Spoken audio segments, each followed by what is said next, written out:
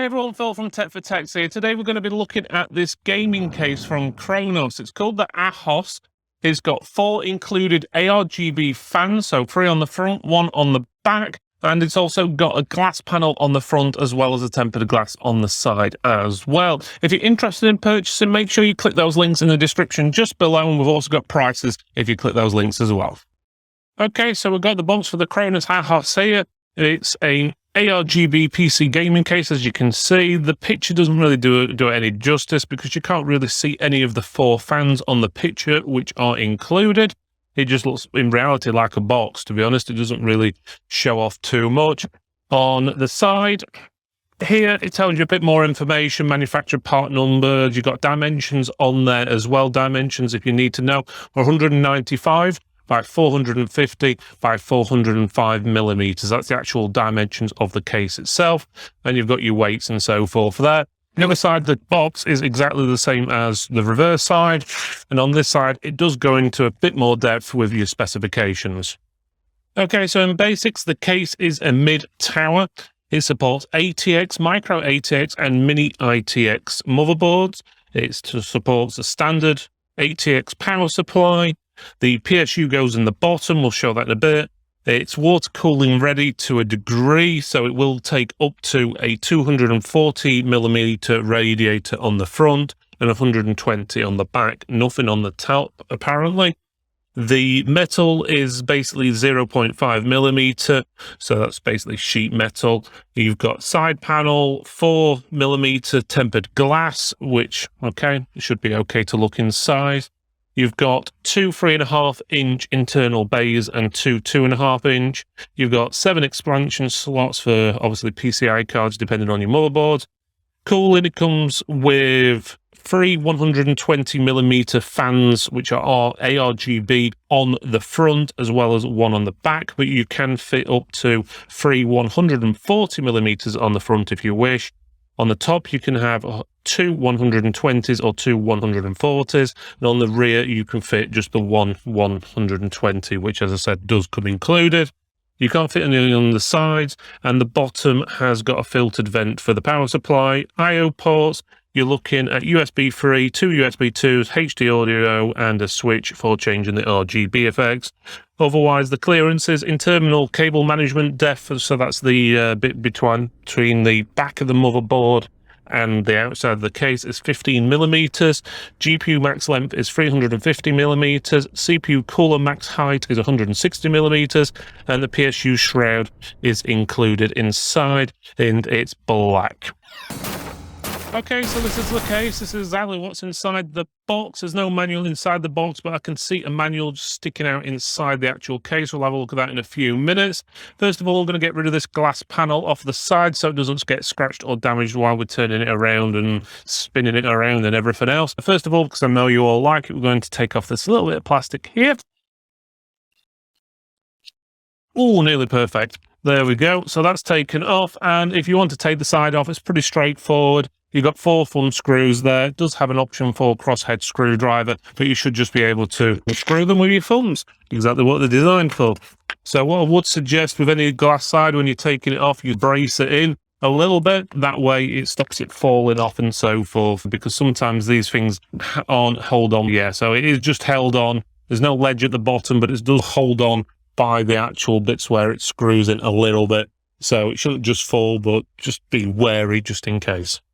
Okay, now we've got the side off the case. Let's have a look at the externals of the case. So first of all, let's go to the front. So as you can see, we've got a glass panel on the front, and you can make out there's 3 fans there. They're 120mm fans, but it will take up to 140mm fans and 3 of them, as well as a 240mm radiator. Won't take any bigger radiator because this shroud here is sort of in the way. If they'd put a nice cutout there, to be honest with you, they could have potentially fit a 320 in there, or maybe even a 280, but unfortunately, you're going to struggle with anything else more than a 240 in there.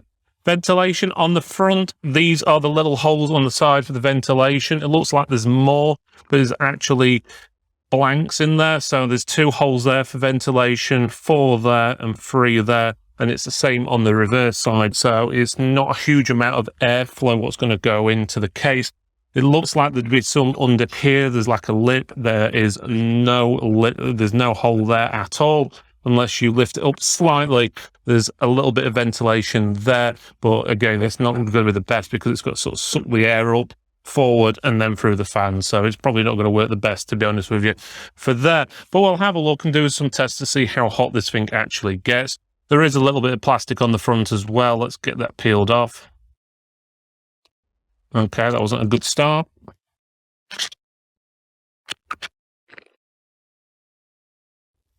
There you go, so you can see what it actually looks like. As you can see, the backside is, well, it's plain, there's nothing there. Where you put your motherboard, you've got your I/O plate, you've got 120mm fan there as well. It only supports 120mm, so if you did want to swap it, you're stuck with the 120. It's got 7 bays there, which is pretty standard for a mid case, so you can fit in graphics cards and sound cards if anyone ever uses them these days and so forth. Plenty of room for your power supply there as well, which is nice. The back panel does screw off with 2 screws there, which are that tight you can't get them off without a screwdriver, so it defeats the purpose of having fun screws, really. But it does have a crosshead hole there, so you can use a crosshead screwdriver to get them off. The top of the case, you have got the I/O panel on the front, so that means input-output, which basically has a power button. You've got your power light, hard drive or SSD light. You've got a button here for changing your LED effects. Then you've got headphone microphone socket. They're 2 individuals. It's not one of those combined ones. It's got 2 standard USB ports as well as a USB 3.0 port. Otherwise, on the bottom, all there is really to look at is one part here, which is obviously the dust filter to protect the power supply or stop it sucking in dust. It's not an easy one to get out. I prefer the ones that just slide out and slide back in, sort of like on a tray, but these ones can be a pain to, you've got to peel it out and so forth, which is a bit of a pain. If you want to clean that, you've got to turn your machine upside down to give it a clean out. Okay, it's nice there's the filter there, but is it really needed considering, well, honestly, there's no filters on the front of the case, but there's none on the back. There is one on the top in the mesh, not that it's needed because that's usually where the air goes out unless you're putting fans in a strange way or something along that lines. But basically, that's what you're looking at for the case. There's not much else to look at externally, but otherwise, let's go on to the inside.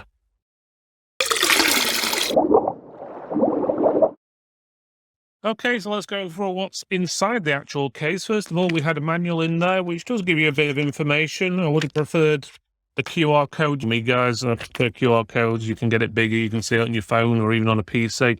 Even if it's just something on a file sharing website and not on an official website or something, it's better than nothing. But there, we do have a manual. It's not too big and it's quite clear. It's just a bit little small writing here. We do have some screws and cable ties. They are a mixture of silver and black. Would be nice if they were all black, but you've got a mixture of them there anyway. I think most of the silver ones will probably go underneath the shroud anyway, so you're probably not going to see most of them, but still, I like the colour code and everything one way or another.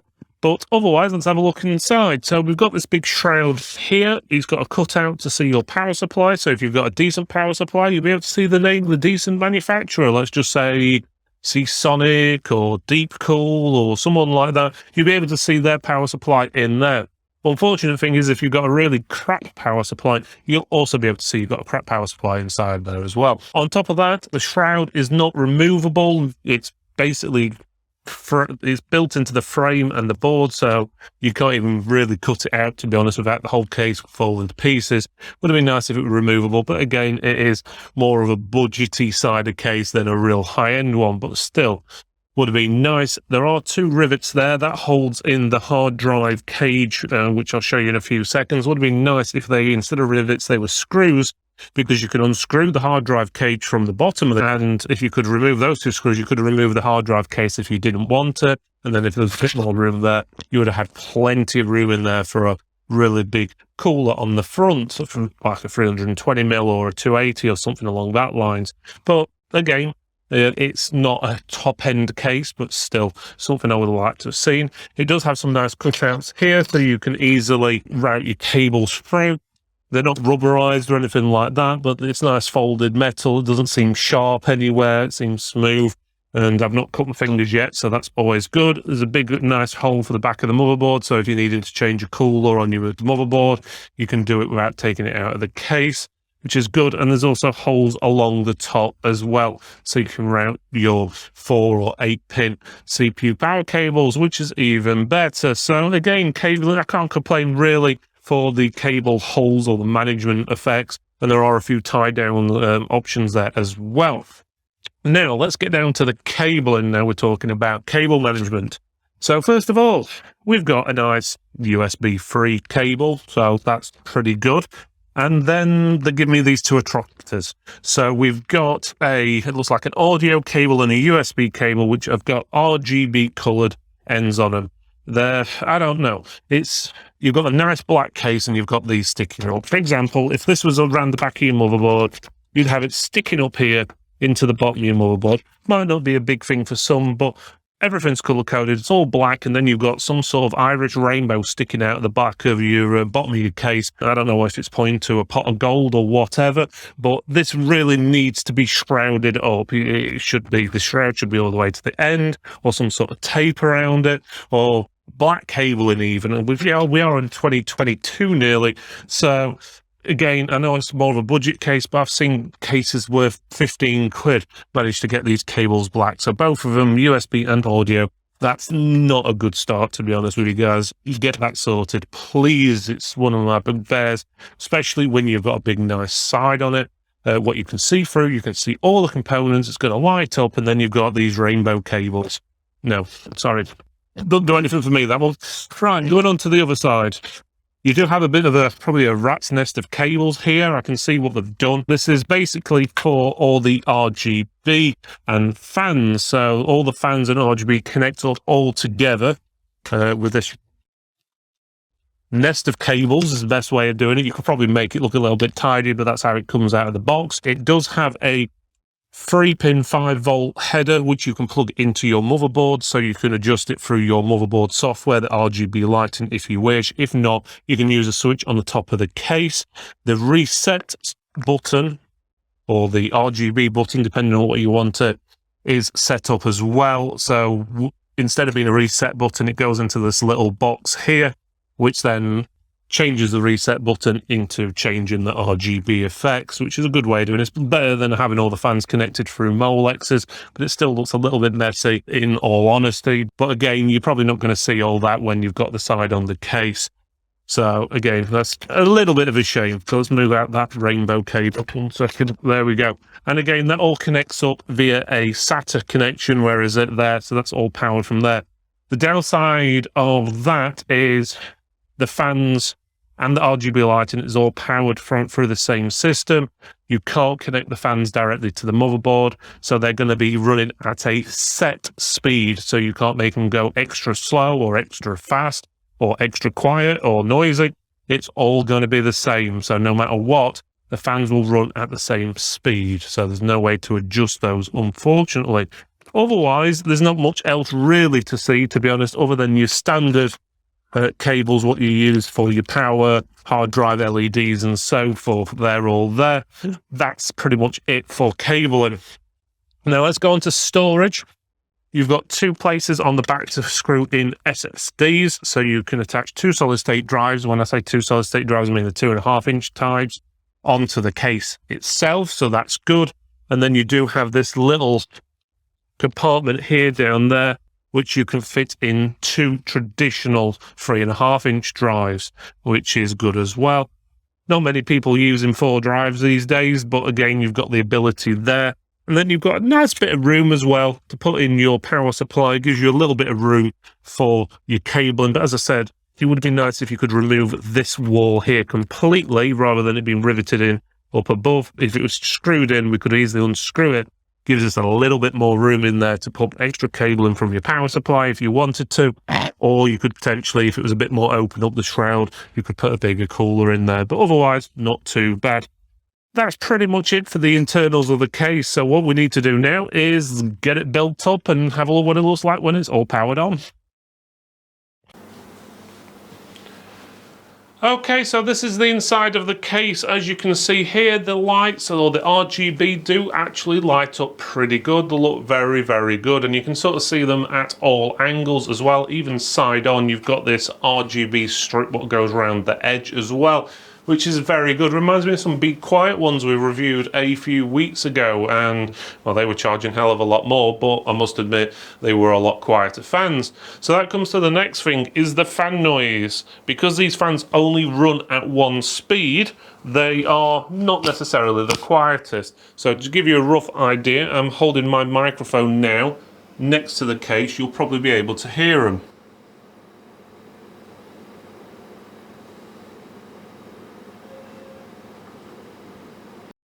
Okay, so bear in mind we had the glass off the case, so it will be a little bit quieter when you've got the glass on, but you're still going to get a bit of hum there, and unfortunately you can't adjust the fan speed, so the fans will constantly run at that same speed and they'll make the same noise all the way through, and that's the noise from these fans. The one on the CPU is set to minimal, you can't hear it, and the same with the GPU. Now, talking about fan speed, I'm going to use my digital anemometer here and actually test what sort of airflow we're getting from the front. So let me get that. So set it for feet a second. Yeah, there we go. So feet, and set it as maximum we can get. So I'm going to check what sort of airflow we're getting from the fans on the front. That's with the front panel on the case. When it comes in, let's just try it a couple places, just to make sure. Okay, so we've got 2.62 there. That's feet a second. So that's, you think, probably not too bad, but how do you compare? If the front of the case wasn't there, obviously we have to take the front off, and this machine is a real pain to get the front off. Normally you just pull this bit and it comes off, but it doesn't really want to play ball. So you have to get a screwdriver, flat headed ideally, just prise it in there. Obviously, if you're doing this at home, I suggest you turn the machine off first and obviously watch it, because that is glass. So you don't want to shatter it. So once you've prized it off, there we go. We're going to do exactly the same test again. So I'm going to get my tester unit here. So let's just set that so the maximum again. And now test the airflow coming through, and do it 3 different fans just to make sure. Okay, so now we've got a test reading of 5.63. So if you look at that, that's roughly double of what the actual airflow is when the front is on the actual case. So that means the case is restricting a lot of the airflow. We did some testing off camera as well and found on average over a 20-minute period, the airflow was running at 1.97 feet per second with the front on, and with the front off it will go up to 7.17. So it gives you a rough idea. There is a big difference between the airflow, which basically means they need more ventilation on the front of this panel here, because half of these panels here are blocked in. I don't know if that's put down to make it stable or whatever, because obviously if they make big holes in the side it'll probably break. I don't know. But there's just not enough airflow. Maybe even if they cut the bottom bit off here and had some airflow going through there, it would have helped a little bit. But it just, not a lot of airflow, to be honest with you, unfortunately. And obviously, if you've got a glass side on there, there's not a lot going here. So if you've got something like a big-end, high-end GPU, it's not going to cool it efficiently, to be honest with you. So don't get me wrong, you can put fans here, which will help. But again, it's gonna have little airflow in this area down here. So don't get me wrong, be all right for a low end, even a mid-end, low mid-end graphics card and maybe CPU. But if you're wanting to put something like a top-end Ryzen or a top-end Intel 12th gen CPU, then you're going to be struggling. Okay, so on to the cable management. The cable management on the back side of the case or behind the motherboard is a little bit tight in a few spots, especially around where all the RGB cabling is and so forth. But in reality, if you've got a standard power supply and you aren't going over the top, you should be okay. The area underneath the shroud where the hard drive cage is a little bit tight as well. One of the things we did notice or have issues with fitting the power supplies first, we found that we could not feed through the USB or audio cables through this little gap. The plastic headers, what you plug into the board, would not physically fit through that gap. So if you need to do that, you need to put those cables through first, then fit the power supply afterwards. It was a mistake we did, and obviously we weren't going to strip the whole machine down to do it, not for this video anyway. So it gives you a rough idea. The next issue we came across with same cable management is with the actual power supply. There is a big gap here where the power supply is. So standard size power supply will give you a gap here, and depending on your cabling, it could look a little bit messy in there. You could potentially grab a cable and pull it through and so forth if needs be, but that is something to be aware of. In most cases, it's going to be dark in there. You're probably not going to see it, so it's not a big issue, but it just is as if they made this hole here just a little bit too big. The graphics card cable, so your PCI Express power cables, would have been nice to have a hole round about here so we could just lead the cable straight up, plug into the graphics card. But again, it's a minor thing, to be honest with you. There's not many cases what do that. But next is the risers on the board. We did have one or two issues lining the board up with the risers. It just seemed that one or two of the risers were a millimeter or so out in a few spots, where it just didn't line up just right, and the screws we had to put in really push the board to like certain angles to get them to screw in. So don't get me wrong, we managed to do it. You shouldn't have a big issue doing it, but it was a little bit tighter than we would normally find. The next thing is the plate on the back here, what goes over the expansions. We've found that this plate can be a bit of a pain to get out, because not only do you have to remove the screw from the outside if it's screwed in, there's these little metal tabs here and here. It might be hard to see on the camera, but these little tabs need to be bent basically backwards so you can then take that out, which is a little bit of a pain because A, they're sharp, and so you could potentially cut your fingers on it if you're not sure what you're doing or you don't watch what you're doing. And also because the metal tabs, it's just basically metal bending on metal. If you do it too much, it is just going to break. So metal, obviously, we've done it about 4 or 5 times already, and they haven't broken. So in theory, an average user, unless they're changing the graphics card every 6 months, they're not going to have that issue. It does screw in, but it just, if those tabs aren't there, it just means it's a little bit wobbly. So, for example, you have to push these tabs, and they are getting very loose, and we've done it about 4 or 5 times. I'm guessing if we do it a bit more, they'll just break off. And it comes off like that. You can probably see the little tabs. Let me get closer to the camera. There. And as you can see, they're already starting to split. Already, that one's just hanging on by a thread. Now, I have to bear in mind, we have done this about 4 or 5 times, but saying that, if we do it again, and even if I fit that on, I have a feeling that bottom one is just going to break off, which is a bit of a shame. Would have been nice for it to just screw on and not need those little tabs, which is a bit of pain. But otherwise, there isn't a huge amount of issues, to be honest with you. Obviously, other than the front and the cable management and obviously the airflow, it does actually look pretty nice. You could put some more fans, as I said, in the top, add to it. If you're wanting a low-end machine, or even medium-ish end machine, you'll get away with that airflow. But if you're wanting to go high-end, something like a 3070 or 3080 or even a 3090, you're going to struggle with stuff like the airflow in there. It's just not going to be enough.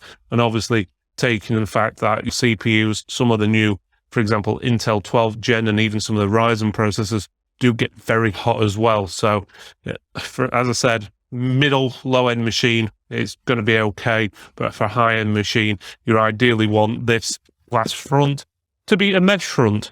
Thank you for watching this video, everyone. It's really appreciated you made it all the way to the end.